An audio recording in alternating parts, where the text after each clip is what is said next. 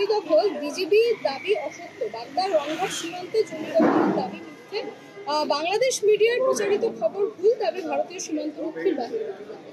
দেখুন, গতকালকে যে ঘটনা ঘটেছে সত্যি কাঙ্ক্ষিত নয়। যেভাবে আমাদের বিএসএফদের উপরে তাদের চড়াও হয়েছে এবং যেভাবে যেগুলো যা দেখলাম, এগুলো কোনোভাবেই মেনে নেওয়া যায় না। ছিটমহল নিয়ে দীর্ঘদিনের সমস্যা ছিল।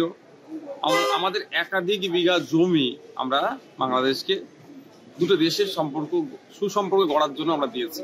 রিসেন্ট প্রায় 160 একর জমি আপনার নদিয়ার আশপাশ থেকে আমরা দিয়েছি। এরপরেও আমরা আমাদের জমি যখন আমরা ঘিরতে যাচ্ছি, যেভাবে আমাদের উপর আক্রমণ করছে, এটা মেনে নেওয়া যায় না।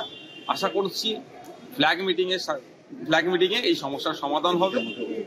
আর এটাকে নিয়ে যারা আবার রাজনৈতিক ফায়দা নিতে চাইছে তাদেরকেও বলবো, দেখুন, রাজনৈতিক ফায়দার থেকেও আগে আমাদের দেশের নিরাপত্তা, সেটা আমাদের সকলকে মাথায় রাখতে হবে।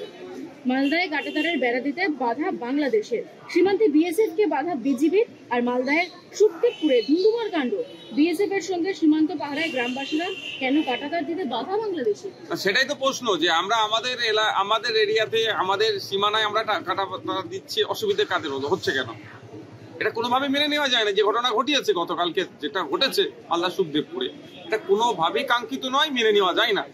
যে সমস্যা তৈরি হয়েছে অপর বাংলার মানুষ, অপর বাংলার বিজেপি দ্বারা, আশা করছি এটা ফ্ল্যাগ মিটিং এ আমাদের সমাধান হয়ে যাবে। আমরা কোনোভাবেই আমরা চাই না দুটো দেশের সীমান্তে এই ধরনের অস্থিরতা হোক।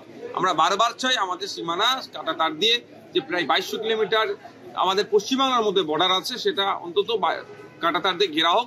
কাঁটাতার দিয়ে ঘেরা থাকলে অবৈধ অনুপ্রবেশ থেকে শুরু করে যারাই প্রবেশ করছে না কারণ তারা করতে পারবে না, এবং আমরা অনেকটাই সুরক্ষিত থাকবো। এটা কি একটা যুদ্ধ লাগানোর চেষ্টা?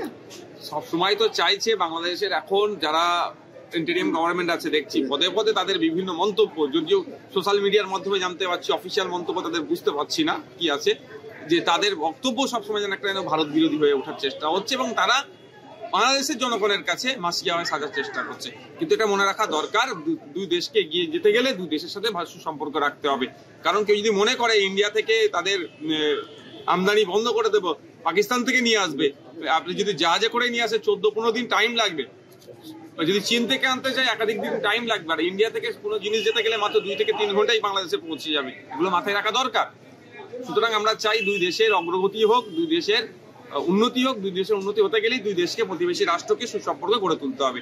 এই বর্ডারকে কেন্দ্র করে, কাঁটাতারকে কেন্দ্র করে যেভাবে গতকালকে নোংরামি হলো, এটা কোনোভাবেই এটা ভালো লক্ষণ নয়। কখনো বাংলা, কখনো ত্রিপুরা, সীমান্ত অশান্ত করার ছক, গদি বাঁচাতে নির্বাচনের আগে প্ররোচনা দিয়ে যুদ্ধ চাইছে কি ইউনূস? আর এর পাশাপাশি প্রশ্নটা একটা থাকছে, গাজোয়ারি করে কি পার পেয়ে যাবে ইউনূস সরকার? গাজোয়ারি করে কোনোদিন পার পায়নি, আর পাতেও দেব না আমরা।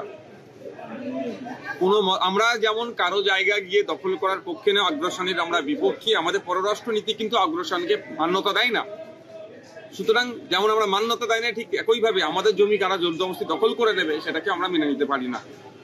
আর বাংলাদেশে কবে নির্বাচন হবে সেটাই আমি অপেক্ষায় আছি। আমরা সকলেই অপেক্ষায় আছি। আমরা চাই বাংলাদেশ যখন প্রসঙ্গ উঠলো যে এখন ইন্টারিম গভর্নমেন্ট চলছে, একটা নির্বাচিত সরকার হোক। আশা করবো নির্বাচিত সরকার হলে বাংলাদেশের যে অস্থিরতার পরিবেশ আছে সেটা অনেকটাই স্থিতিশীল হবে।